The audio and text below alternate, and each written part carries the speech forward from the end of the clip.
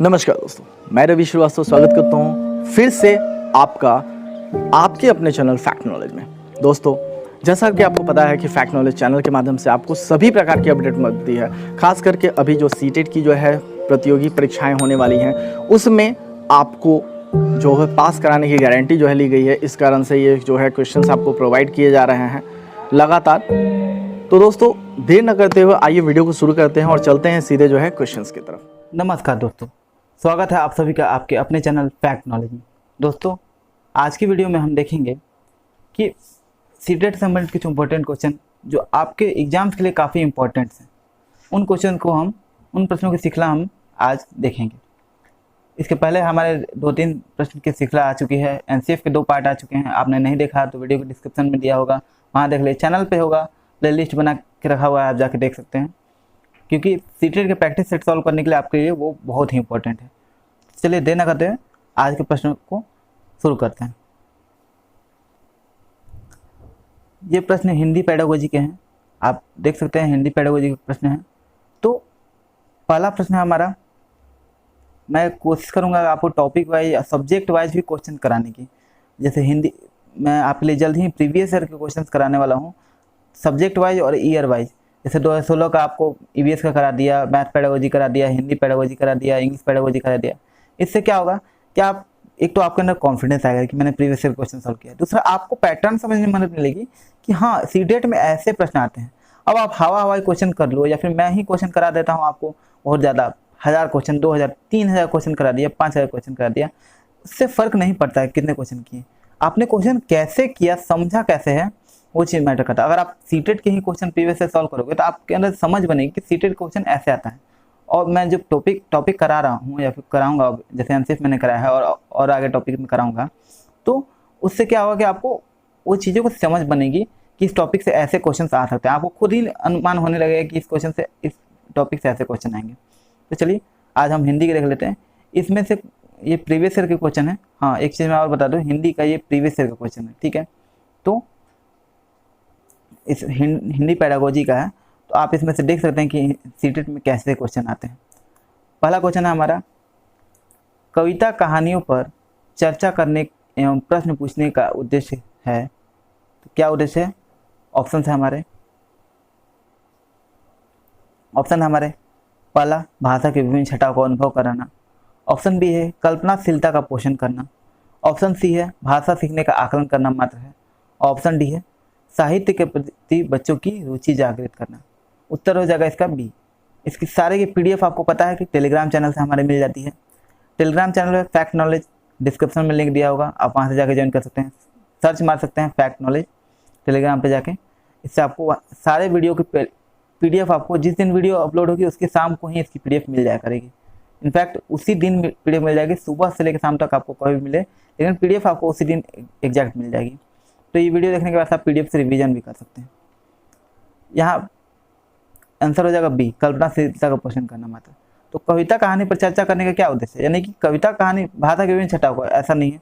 कविता कहानी पर चर्चा करोगे तो आप भाषा का बिल्कुल ज्ञान होगा, लेकिन आप क्या होगा, बच्चे का कल्पना का पोषण करना, उनको कल्पना में क्या जानते हैं, क्या समझ रहे हैं वो, ठीक है, वो इमेजिनेशन, उनका इमेजिनेशन कैसा है उस कहानी को पढ़ के या सुन के, ये कविता को सुन के। इससे क्या होगा कि ये पता चलता है कि उनकी थॉट पता चलती है, उनका कल्पना कैसा है, उनका इमेजिनेशन लेवल क्या है, ये सारी चीज़ें पता चलती हैं और उनका उसका पोषण भी होता है। अगला प्रश्न है हमारा, ये क्वेश्चन ऑब्जेक्टिव क्वेश्चन है, लेकिन ये क्वेश्चन हिंदी के बुक्स से है, एनसीईआरटी का बुक्स है। आप एनसीईआरटी का बुक अगर हिंदी का पढ़ोगे तो आपको वहाँ मिल जाएगा ये प्रश्न, ठीक है। तो ये क्वेश्चन डायरेक्ट हिंदी का एनसीईआरटी के प्रश्न पूछे गए हैं। आपको पता होगा कि एनसीईआरटी के प्रश्न बन जाते हैं सीटेट के एग्जाम में, हिंदी में खास करके, ठीक है। और वैसे भी प्रीवियस ईयर का पेपर था, आपको पता है। प्रश्न है हमारा, रमेश ने मीना की पिटाई की क्योंकि वह, मैं आपको हिंदी का भी मैं जल्द से जल्द करा दूंगा, ईवीएस का एनसीईआरटी समरी करा दूंगा। तो इसका आंसर हो जाएगा डी। ये तो सीधे थ्योरेटिकल क्वेश्चन है, आप पढ़ने नहीं दे रही थी। रमेश ने मीना की पिटाई क्योंकि वो पढ़ने नहीं दे रही थी। ये सारे ऑप्शन आप नहीं भी आपने पढ़ा है, अगर मान लीजिए आप नहीं पढ़े हैं बुक, फिर भी आप सॉल्व कर पाएंगे। क्यों? क्योंकि इसका आंसर सीधा सा है, कक्षा में ऑल आ सकती थी, तो ऐसा तो होगा नहीं। रमेश जो है जलता थोड़ा ना होगा कि जो मार देगा कि वो अब आ सकती है तो पिटाई कर देगा, नहीं, अक्सर शैतानी करती थी, ये भी नहीं हो सकता। नहीं, आप थॉट लगाओ अपने। एक अच्छा शिक्षक वही होता है जो अपना शिक्षक वाला दिमाग लगाए, ठीक है। आप सीटेट का एग्ज़ाम भी यही है कि आपको टीचिंग एलिजिबिलिटी चेक करता है कि आप एलिजिबल हो कि नहीं। तो टीचर वाला दिमाग लगा, पढ़ नहीं रही थी, ना पढ़ने के लिए भी एक हो सकता है, और पढ़ने नहीं दे रही थी, तो एक अच्छा एक स्टूडेंट भी होगा, वो ना पढ़ने वाले को अगर कोई परेशान कर रहा हो, तो आप खुद भी अगर आप मान लीजिए आपके घर पे कोई बच्चा होगा, वो आप तैयारी करो आकर के ये कर, तो आप उसको डांट दोगे, चलो हटो। तो ये एक लॉजिक है, आप लगा सकते हो, ऐसा कुछ नहीं है। अगर आपने पढ़ा है तो ठीक है, वरना आप लॉजिक लगा कर भी दे सकते हो। तुक्का मारने वाले को तो कोई कुछ नहीं कर सकता।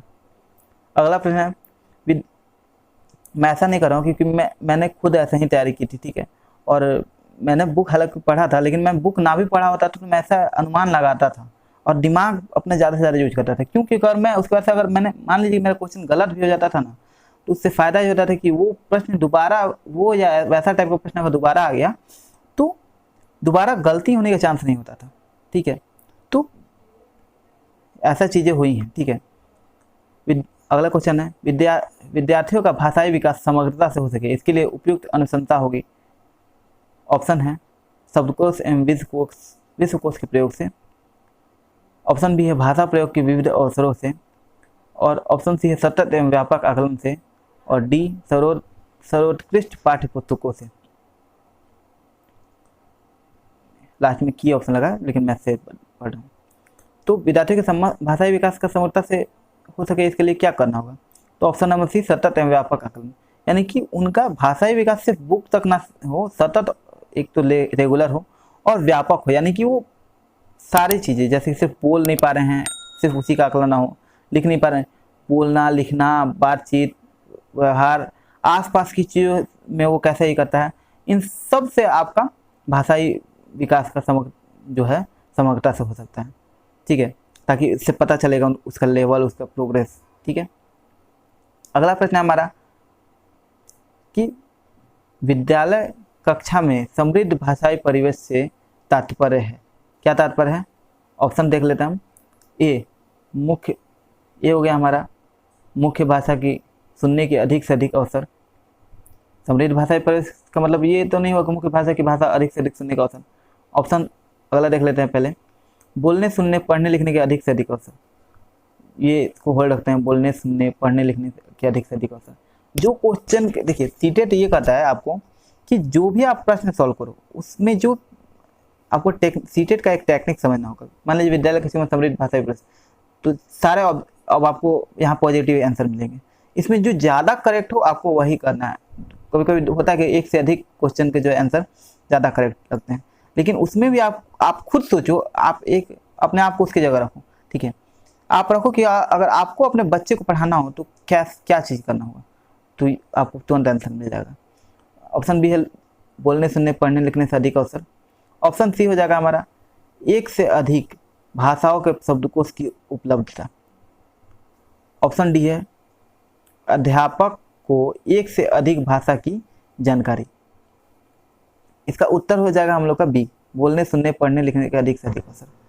यहाँ मैंने आंसर पहले ही बता दिया था कि बोलने सुनने पढ़ने लिखने के अधिक से अधिक अवसर मिलेंगे आपको, तो क्या होगा, आप भाषा बिल्कुल आपको देखिए मुख्य धारा की भाषा अधिक से अधिक सुनोगे, आप भाषा सुनोगे तो भाषा का समृद्ध भाषाई परिवेश नहीं हो सकता।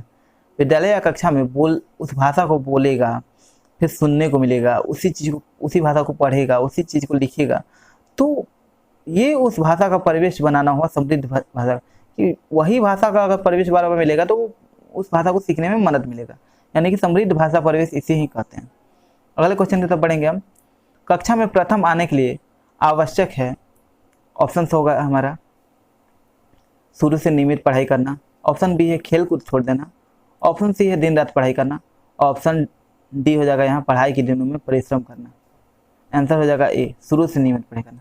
तो कक्षा में प्रथम आने के लिए आवश्यक है, यहाँ ऑप्शन आप देख करके सीधे छाट सकते हो, खेलकूद छोड़ देना। नहीं, खेलकूद तो जरूरी है, पढ़ाई और खेलकूद दोनों जरूरी है। ऐसा नहीं सिर्फ खेलकूद जरूरी है, ऐसा नहीं पढ़ाई, सिर्फ पढ़ाई से और खेलकूद छोड़ दोगे तो आप प्रथम आओगे, इसकी कोई गारंटी नहीं है। रात दिन पढ़ाई करना, ऐसा तो नहीं है, बहुत से लोग दिन दिन पढ़ाई करते रहता तो पढ़ाई करेंगे लेकिन प्रथम रैंक से नहीं। पढ़ के उस चीज़ को समझना, आप कम पढ़ो लेकिन कंटिन्यूटी जरूरी है आपको। यही मैं आपको अभी भी बोलता हूँ कि एक ही बार में आप एग्जाम में आ गए, तैयारी कर लो, निकल मान लिए और निकाल भी लिया, फिर क्या आप एनर्जी वेस्ट कर दी सीटेट में, आपने पास भी कर लिया सीटेट, फिर आगे क्या, आगे कोई कंपटीशन का एग्जाम निकालना होगा, सुपर टेट हो गया, एनबीएस हो गया, केवीएस हो गया, भरोगे ना फॉर्म, आखिर भर सीटेट कर, इसीलिए तो इसके लिए जब आप करोगे तो एनर्जी आपके अंदर रहेगी नहीं, क्योंकि आपने पहले ही सारा वेस्ट कर दिया है। और दूसरा कि आपने तैयारी सही से नहीं की है, तो आगे आप और अच्छे से, जब बेस मजबूत नहीं होगा तो आगे कहाँ से करोगे। तो आपको कंटिन्यूटी जरूरी है ताकि आपको पढ़ने की आदत हो एक तो, दूसरा आपको जो है वो चीज़ आपके अंदर समझ विकसित होगी। पढ़ाई अगर आप किए हो तो वो चीज़ बेस मजबूत रहेगा, तो आप आगे केवीएस के लिए भी ज़्यादा मेहनत नहीं करनी पड़ेगी। तो शुरू से अगर आप नियमित पढ़ाई कर रहे हो तो आपको मेहनत करने की ज़रूरत ज़्यादा नहीं पड़ेगी, कम मेहनत में भी हो जाएगा। स्मार्ट वर्क जरूरी है। ये आंसर हो जाएगा ए।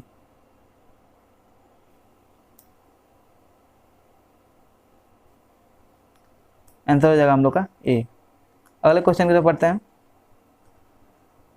क्वेश्चन नंबर 6 है, अपने विद्यार्थियों के भाषा संबंधित क्रमिक विकास का आकलन करने के लिए आपकी निर्भरता मुख्य रूप से किस पर है। तो इसका आंसर ऑप्शन हो जाएगा, ऑप्शन देख लेते हैं हम लोग।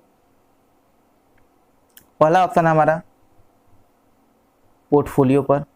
आपने डीएलएड या बीएड जो भी किया होगा आपको पता होगा पोर्टफोलियो क्या है, तो पोर्टफोलियो के अवलोकन पर ये भाषा संबंधित क्रमिक विकास का आकलन करने की निर्भरता पोर्टफोलियो पर हो सकती है। ऑप्शन अगला देखेंगे, मौखिक कार्य करवाने पर।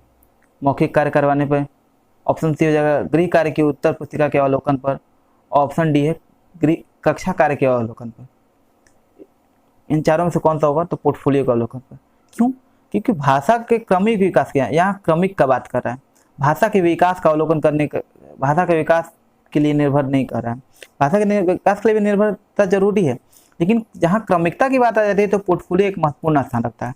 किसी भी चीज़ का अगर आप क्रमिक विकास देखना चाहते हो किसी भी बच्चे का, तो आपको पोर्टफोलियो इसके लिए आवश्यक है। क्यों, क्योंकि आप पोर्टफोलियो में आप उसका छोटे क्लास से लेकर बड़े क्लास तक उसने क्या अचीव किया है, क्या प्रोग्रेस किया है, वो उस पोर्टफोलियो में मेंशन किया हुआ होता है। अगले प्रश्न में बढ़ते हैं हम। प्रश्न नंबर 7 है, बच्चों के भाषाई विकास में समाज की महत्वपूर्ण भूमिका होती है।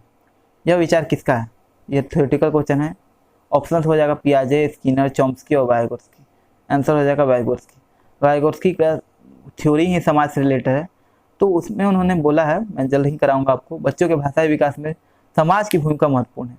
बच्चे समाज से ही सीखते हैं, उनका भाषा का विकास समाज से ही होता है। अगला प्रश्न है हमारा, पहली कक्षा की भाषा अध्यापिका अपने एक विद्यार्थी के भाषाई विकास के संबंध में चिंतित है, क्योंकि। ऑप्शंस देख लेते हैं। पहला ऑप्शन है हमारा, विद्यार्थी पठन पाठन में रुचि प्रदर्शित नहीं करता है। पहली कक्षा की अध्यापक की बात हो रही है। ऑप्शन बी है, विद्यार्थी को घर पर बात करने के बहुत कम अवसर मिलते हैं। ऑप्शन सी है, विद्यार्थी माता पिता की भाषा मातृभाषा अलग है, यानी जो शिक्षार्थी है विद्यार्थी है उसका माता का जो है मातृभाषा अलग है और पिता का अलग है। ठीक है। ऑप्शन डी है, विद्यार्थी अपने साथियों से बहुत करता है। उत्तर हो जाएगा ए। अब इसको डिस्कस कर लेते हैं। विद्यार्थी पठन पाठन में रुचि प्रदर्शित नहीं करता। पहली कक्षा की भाषा अध्यापिका अपने एक विद्यार्थी के संबंध में भाषा विकास के संबंध में चिंतित है। इस क्यों चिंतित होगी कि वो विद्यार्थी जो है पठन पाठन में रुचि नहीं करता है। पहली कक्षा का बच्चे की उम्र ही क्या होती है, ठीक है, और वो रुचि प्रदर्शित नहीं करता, क्योंकि आप जानते हैं बच्चे पहले स्कूल जाते हैं तो वो पहले इनएक्टिव मोड में होते हैं, वो स्कूल जाना ही नहीं चाहते हैं। बाद में जब मन लग जाता है तो स्कूल से आना नहीं चाहते हैं। मतलब कि स्कूल डेली अगर आप छुड़वाना भी चाहो कि स्कूल बच्चे जो है आज स्कूल ना जाओ, तो वो कहेंगे नहीं मुझे स्कूल जाना है। क्यों, क्योंकि उनका मन लग जाता है। ठीक है, एक माहौल बनता है। तो विद्यार्थी पठन पाठन में रुचि नहीं करता है पहले कक्षा में, ये बच्चों का, ये उसके शिक्षक का कंसर्न होगा, ना कि विद्यार्थी घर पर बात करने के कम अवसर मिलते हैं, विद्यार्थी के माता पिता की मातृभाषा अलग है। ये सारी चीज़ जरूरी है, लेकिन धीरे धीरे आप मातृभाषा अगर आगे ये करेगा, ठीक है, वो पढ़ते जाएगा, तो उनको तब आगे की कक्षाओं में इनकी जरूरत होगी, ना कि पहली कक्षा के। ठीक है। अगला 9वां प्रश्न हम लोग देख लेते हैं। ये एक ग्रामेटिकल क्वेश्चन है, यानी व्याकरण का क्वेश्चन है। कौन सा विशेषण रमेश के लिए उपयुक्त है। यानी विशेषण से प्रश्न है। मैं आपको जल्द ही ग्रामर व्याकरण यानी कि हिंदी का व्याकरण कराऊंगा, और रवि सर जो है जल्द ही सीटेट का इंग्लिश ग्रामर कराएंगे, जो क्वेश्चन आपको आते हैं। तो हम लोग देख लेते हैं। पेडागोजी मैं ही आपका लूँगा, पेडागोजी आपका मैं लूँगा, और मैथ का मैं प्रश्नों की सीरीज, मैथ का प्रीवियस ईयर का क्वेश्चन आपके मैं कराने वाला हूँ, ठीक है। तो यहाँ पे हम लोग देख लेते हैं कि ऑप्शन रट्टू तोता, लापरवाह, ऑप्शन सी पढ़ाकू, ऑप्शन डी परिश्रमी। ये भी एग्जाम बुक से प्रश्न है। आप बुक पढ़े होंगे तो अच्छे से आपको पता होगा, नहीं तो मैं बुक की पीडीएफ आपको अवेलेबल करा दूंगा वैसे एनसीईआरटी की, और आप नेट से भी सर्च करके खुद ही डाउनलोड कर सकते हो। तो इसका उत्तर हो जाएगा ए, यानी रट्टू तोता। रमेश जो है के लिए विशेषण प्रयुक्त होगा रट्टू तोता, यानी रमेश रट्टू तोता था। आपने वो पढ़ा होगा कि एक चैप्टर है अकबर वाला, अकबर का जन्म उमरकोट में हुआ था, वो रटे जा रहा है। तो ये वही चैप्टर से क्वेश्चन है, क्योंकि उसका एग्जाम रहता है। अगला प्रश्न है 10वां और हमारा आखिरी प्रश्न कि भाषा का अस्तित्व एवं विकास के बाहर नहीं हो सकता। डैश दिया हुआ है, भाषा का अस्तित्व एवं विकास डैश के बाहर नहीं हो सकता। तो ऑप्शन है ए है परिवार, बी है साहित्य, सी है समाज और डी है विद्यालय। आंसर हो जाएगा समाज, यानी कि भाषा के विकास समाज के बाहर नहीं हो सकता। ये आंसर हो जाएगा हमारा, और एक करेक्ट आंसर है, क्योंकि भाषा का विकास जो भी है वो समाज में रहकर ही नहीं हो सकता। विद्यालय, परिवार जो भी है सब समाज के अंदर ही आता है, और एक समाज ही जो है बातचीत करते करते ही भाषा का विकास होता है। तो समाज के बिना भाषा का अस्तित्व और विकास नहीं हो सकता। तो इसी के साथ दोस्तों वीडियो को हम लोग ख़त्म करते हैं। मिलेंगे आपसे अगली वीडियो में, तब तक के लिए इजाज़त दीजिए। और हाँ दोस्तों, आपको किसी तरह की समस्या हो, सीटेट से संबंधित आपको किसी तरह की परेशानी हो रही हो, तो आप कमेंट बॉक्स में लिखिए। वीडियो कैसा लगा अपना सुझाव भी कमेंट में लिखिए। वीडियो को ज़्यादा से ज़्यादा शेयर कीजिए, अपने दोस्तों में शेयर बहुत कम हो रहे हैं, तो वीडियो शेयर कीजिए, तभी मैं आपके लिए अच्छे से अच्छे कंटेंट ला सकूँगा, अच्छे से अच्छे तैयारी कर पाऊँगा। मेरा विश्वास है कि आप इस बार सीटेट को आप नहीं निकलेगा, सीटेट ये हो ही नहीं सकता, सीटेट तो निकलेगा। अब जो मेहनत ज़्यादा करेगा, जो ज़्यादा देखेगा, अच्छे से मेहनत करेगा, वो टॉप करेगा, या फिर वो अच्छे मार्क्स गेन करेगा, ताकि आप अच्छे उसका फ़ायदा उठा सकें। बाकी निकलेगा तो सबका, जो भी वीडियो देख रहा है, जो भी अच्छे से थोड़ा बहुत भी मेरे वीडियो को देख करके अच्छे से मेहनत करेगा, वो उसका निकलेगा कंफर्म है। लेकिन अगर वो अच्छे से अगर तैयारी कर रहा है, वीडियो देखने के अलावा जो मैंने तरीका बताया था, नोट्स तैयार करना, ये सारी चीज़ें, तो वो उनका एग्ज़ाम निकलेगा। और मैं इसके अलावा मैं आपको जल्द ही बताऊंगा कि प्रैक्टिस सेट सॉल्व कैसे करते हैं, ये सारी चीज़ें मैं वीडियो जल्द ही लेके आने वाला हूँ। तो दोस्तों देर ना करते हुए वीडियो को ख़त्म करते हैं। वीडियो में नेक्स्ट वीडियो जल्दी आएगी। और हाँ, अपना टेलीग्राम का लिंक डिस्क्रिप्शन में दिया हुआ है, ज्वाइन कर लें। टेलीग्राम पे इसकी PDF मिल जाएगी। मिलते हैं अगले वीडियो में। नमस्कार, जय हिंद, वंदे मातरम।